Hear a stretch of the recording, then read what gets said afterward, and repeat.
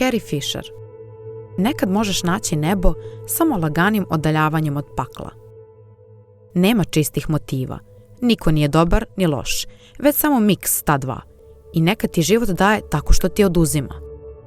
Srce mi je na pravom mestu. Znam, jer sam ga tamo sakrila. Biti ozlojeđen je isto što i popiti otrov i čekati da druga osoba umre.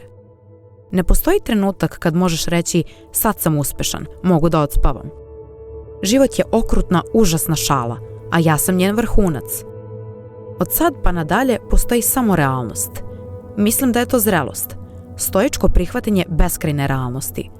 Ali opet, šta ja znam? Trenutnom zadovoljenju predugo vremena treba. Demoni nemaju mesta ako sam sebe zaposedneš. Kako stariš, izbori se sužavaju, ali ne i ljudi. Ono što ne ubije muškarce, ojača ih. Ono što ne ubije žene, sprema im doručak. Sve je stvar pregovora. Da li će pregovori biti laki ili teški, druga je stvar. Većina zabavnih stvari je loša za tebe, na ovaj ili onaj način. Jedina gora stvar od toga da budeš povređen je da svi znaju da si povređen. Niko ne želi da čita o srećnoj osobi koja izgleda dobro. Citiram izmišljene likove jer sam i ja izmišljeni lik. Greške te vuku dole jer vode u kajanje i samosažaljenje.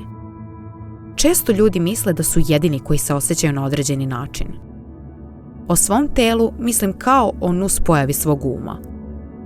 Verujem da si bolestan onoliko koliko imaš bolesne tajne. Često sam dovoljno pametna da ne budem srećna.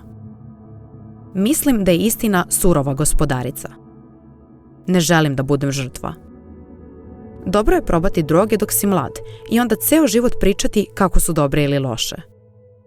Glumci mogu znati da glume, ali mnogi od njih ne znaju da se ponašaju. Dobra priča, loša realnost.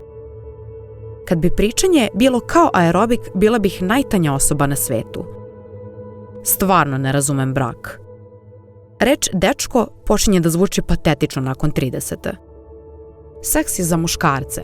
Brak je kao čamac za spasavanje, za žene i decu.